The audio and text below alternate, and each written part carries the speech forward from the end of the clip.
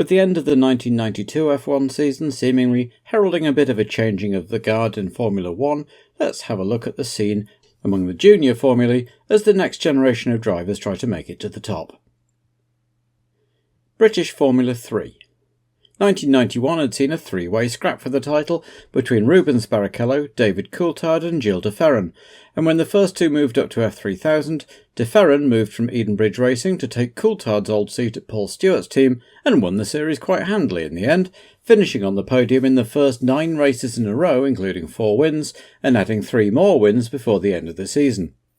Belgian Philippe Adams, the sole entrant for Bowman Racing, came second with 3 wins, and the new Fortec team also impressed with rookie Kelvin Burt, taking 2 wins to place third overall, but the series was marred by tragedy when 24-year-old Dutch driver Marcel Albers, winner of the season opener at Donington Park, was killed at Thruxton in round 3 after colliding with his teammate Elton Julian.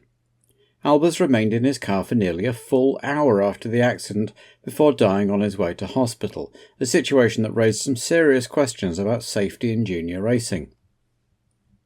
German Formula 3.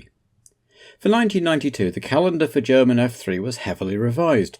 Rather than 11 rounds, there were now 13 double headers for a total of 26 races. The opening rounds at Zolder were won by series old hands Marco Werner and Michael Krum, but as the season went on it became clear that the outstanding talent in the field was Portuguese rookie Pedro Lamy, last year's Formula Opel Lotus champion. He put together an impressive streak of results for Opel WTS from round 4 onwards, only missing the podium twice in 19 races and winning 11 overall, and all while also competing in International F3000. Marco Werner finished second overall, followed by the Volkswagen pairing of Sacha Marson and another Portuguese Formula Opel Lotus graduate, Diogo Castro Santos. Those 4 split 25 of the 26 available wins between them, with Jörg Müller taking the other one for Bongers Motorsport on his way to 7th overall. French Formula 3. The traditionally parochial French domestic series was dominated in 1992 by the 2 drivers of the Proma Tecmi team, with Frank Lagorce, 4th in 1991, taking the title with 3 wins, as well as the Porsche Carrera Cup. His teammate Emanuele Clerico won twice to take the runner-up spot in a closely fought battle with Olivier Thévenin and rookie Jean-Christophe Bouillon, the previous year's French Formula Ford 1600 champion. Formula Project Stéphane Grégoire won twice, but his season was dogged by unreliability. Formula Project also gave a seat for several races to French-Canadian Stéphane Prou, who had disappointed in F3000 in 1990 but returned home and won the Formula Atlantic Series. Italian Formula 3. Unusually for Italian F3, the top 4 spots in the championship table were contested by 2 Italians and 2 Brazilians, with local boy Max Angelelli capitalising on his good performance at Macau in 1991 to win 4 of the 12 rounds on his way to the title, his first in any category since entering single-seaters in 1987. Second was a Brazilian, Nico Palhares, up from 11th the previous year. Roberto Colciaga returned to F3 after a pretty dismal season in F3000 to finish third, with the other Brazilian Marcelo Ventre 4th in his second season in Italy. Last year's runner-up Massimiliano Papis had a disappointing season, while rookie Giancarlo Fisichella, pictured, picked up 11 points with the RC Racing team. One side note, by the way, Nico Palhares was the cause of a minor scandal in Brazil after he was fired by the Attorney General in early 2024 for being part of a WhatsApp group advocating a coup d'etat to return Jair Bolsonaro to power. Japanese Formula 3000. Italian success too halfway around the world, as Mauro Martini finally took the title after 3 years in Japan. It was a close-run thing, though, with 11 races won by 9 different drivers and only 1 by champion Martini. Second-placed Toshio Suzuki, Honda's main development driver for its F1 program, and ex-F1 driver Volker Weidler had 2 each, with Ross Cheever, Paolo Karaski, Eddie Irvine, Marco Apicella, Roland Ratzenberger and Naoki Hattori all getting onto the top step too.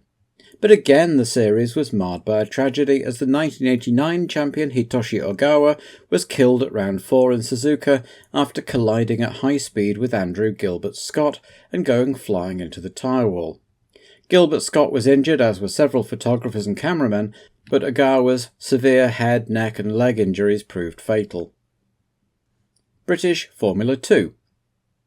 The British Formula 3000 series, that had only been running since 1989, rebranded as Formula 2 in an attempt to separate itself from International Formula 3000, despite no actual change in the rules and no connection with the old F2 series that ran up until 1985. In truth, the series was already finding it difficult to fill the grid, and the high-profile death of the popular Paul Warwick in 1991 had probably not helped. The 10 rounds were contested by usually around 13 or 14 cars each, with French driver Ivan Muller for the Omega Land team winning the series with 4 wins and 3 second places. Second was Jason Elliott, who had the difficult job of taking over from Warwick at Nigel Mansell's Madgwick Motorsports team. Only 7 drivers contested all 10 rounds, the top 6 in the table and Craig Baird, who had a series of lower points finishes, trumped by Enrico Battaglia, who won one of the 3 races he entered, Massimo Monti, who won the only race he entered, and Claude Bourbonnais, who at least finished on the podium in his 3 races. International Formula 3000. Following the domination in 1991 of Reynard chassis, the winless Lola concern had relatively few takers for 92, with only the French Dams team of the front-runners remaining loyal. Ralt, another long-standing constructor, had their RT24 chassis redesigned by Nick Worth's Simtech Design Bureau, but only one single-car team was interested, and Ralt announced their departure from the series. Nelson Piquet had set up his own F3000 team and had originally looked at the Simtech route but decided to go with Reynard. A single car entered for Piquet's Monegasque protégé Olivier Beretta. The season kicked off at Silverstone in May, with Spaniard Jordi Gené steering his Pacific to pole and the win, ahead of Brazilian rookie Rubens Barrichello for the Il Baroni Rampante team and Olivier Panis of Appomattox. At round 2 on the streets of Po, it was a battle of 2 Italians as Il Baroni Rampante's Andrea Montemini took pole and scrapped throughout the race with 40 Corse's Emanuele Naspetti. The 2 inevitably collided but were able to continue until Montemini went off at the Foch statue and Naspetti went on to win, with Michael Bartels, second for Krypton, ahead of Baroni Rampante's Barrichello. Next up was Barcelona, and this time it was Montemini's turn to triumph, leading home Barrichello and Gené, while Naspetti retired. Before the 4th race in Enna Pergusa, the Krypton team installed a new front suspension, and the results were startling, as Italian Luca Badoer dominated the race ahead of his countrymen Naspetti and Montemini, while the other Krypton of Michael Bartels finished 4th. As they headed into the forest of Hockenheim, nobody else had found an answer to Krypton's suspension tweak, and just as on home soil, Badoer won from pole and set fastest lap, this time leading home Bartels in a 1-2, with Alan McNish third in his first podium visit of the year. The second German race at the Nürburgring, and another Krypton won too, but the others were starting to catch up, either by switching to the widely available Cosworth DFV, tuned by Heine Marder, or by purchasing the same suspension, which was now available as an upgrade pack from Reynard. Naspetti took pole but retired, and Rubens Barrichello set fastest lap on his way to third. By this time, although 3 wins on the trot had catapulted Badoer to the top of the standings, just 2 points covered Barrichello, Bartels and Naspetti for second place. But Emanuele hadn't offered to drive Formula 1 for the rest of the year, so at Spa he swapped his 40 Corsa Reynard for a March Ilmore, with Andrea Montemini moving to take his place, his own seat at Baroni Rampante being taken by Pedro Lamy, coming from GJ Motorsport. Montemini made the most of his new mount by dominating the meeting in Belgium ahead of Gené, with Bartels third, while David Coulthard took his and Paul Stewart's first points of the year in 4th. Luca Badoer broke his streak of wins in a terrifying way, having a massive accident at the Radillon, hitting his head on the roll hoop which broke his helmet and knocked him out. It was the last race for GJ Motorsport, who had replaced Lamy with Richard Dean, but withdrew after the meeting. Back to Spain for the 8th round in the new Albacete circuit, opened in 1990 and included in the F3000 calendar for the first and, as it turned out, the last time. The tight circuit saw Montemini win again, with Badoer apparently none the worse for wear, coming in second ahead of Emmanuel Collard, the 1990 Ligier test driver making his first podium visit in his first full season of F3000. So, with just 6 points in it between Badoer and Montemini, and Luca already confirmed as an F1 driver for Scuderia Italia next year, the season went into its final 2 races both in France. First up was Nogaro, and Badoer was on pole, but while he stormed away to win the race, Montemini from second on the grid trailed home 4th to give Badoer the title with 1 round to spare. Jean-Marc Gounon was runner-up for Dams, with David Coulthard taking more points for Stewart and Scotland. With nothing now except pride at stake for the series leaders, it was perhaps inevitable that they mirrored Mansell and Senna in Adelaide by colliding in the final round at Magny-Cours and both retiring, leaving Jean-Marc Gounon to take Dams and Lola's only win of the season, with Appomattox's Olivier Panis second and Coulthard third, while Barrichello's 2 points for 5th place were enough to squeak him into 3rd overall ahead of Bartel's. Not bad for his first season, and indeed his last, as he departed Magny-Cours with an F1 contract with Jordan already in his pocket. And so to Macau, the annual end-of-season jamboree for the top drivers of F3, and some from F3000, to show their stuff in a collection of established teams in unfamiliar colours, local outfits and scratch teams made just for the occasion, and all run to F3 regulations. As usual, most of the year's stars were there. Last year's winners David Coulthard and Gilles de Ferran for Paul Stewart, Pedro Lamy for Willy Weber's WTS, Janet and Negri for West Surrey Racing, Angelelli and Colciago flying the flag for Italy with RC Racing, Rubens Barrichello, a guest of Teddy Yip's Theodore team, and the Tom's Toyota cars with 3 different sponsor logos, one for each of their drivers, Canadian Jacques Villeneuve, Swede Ricard Riedel, and Dane Tom Christensen, all currently plying their trade in Japanese F3. The only major absentee was the French F3 champion Frank Lagorce. Riedel, in his 6th Macau Grand Prix, took pole for the first of the 2 heats with Colciago alongside, followed by Pedro Lamy, technically on home ground here, and Tom Christensen, with Villeneuve in 5th, ensuring that Toms could look back on qualifying at least with some satisfaction.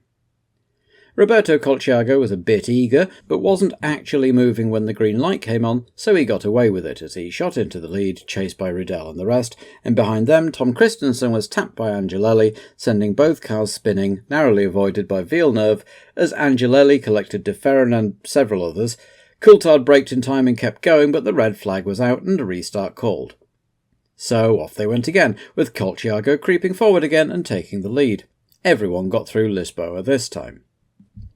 Colciago led Riedel and Lamy around lap 1, but the Swedish veteran was soon through, and Colciago had been given a 1-minute penalty for jumping the start, so while he remained second on the track, he was some way behind on the timings.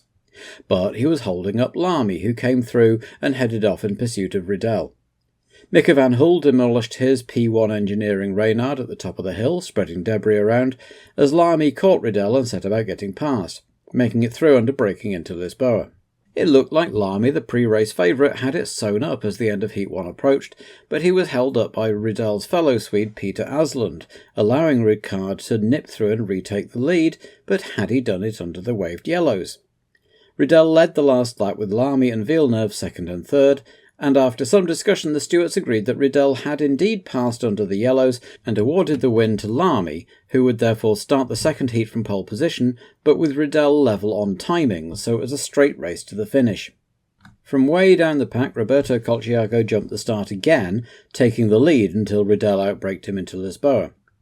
As they threaded through the upper town, Lamy and Villeneuve also made their way past the errant Italian, but they had both been held up, allowing Riedel to get away. Colciago was finally black-flagged as the rest tore round the streets in pursuit of the Swede. Villeneuve got past Christensen to retake the 3rd place he'd held at the end of Heat 1, while Gilles de Ferran and David Coulthard were 5th and 6th. Further back, Australian rookie Russell Ingall, driving a Van Diemen chassis for Mansell Madgwick, was having a terrific ding-dong with his temporary teammate Jean-Christophe Bouillon, clouting the tyre wall as he tried to avoid Coulthard, who was cruising with a broken car. Ingall's car was broken too, but he'd impressed in his debut. Angelelli, now 6th, got his foot down and set what turned out to be the fastest lap of the second heat, but Lamy just couldn't make any impression on Riedel, and the Swede knew the circuit like the back of his hand after 5 unsuccessful years, and came home to take a delighted win, with Pedro Lamy capping a pretty good year with 2nd place, and Jacques Villeneuve 3rd, which was also where they finished overall in the standings, to give the Tom's Toyotas a 1-3 finish. David Coulthard, last year's winner, had a difficult time readjusting to F3 after a season in F3000, but he won't have been too bothered, as just a couple of weeks later he suited up to have his first taste of F1 with a test for Benetton.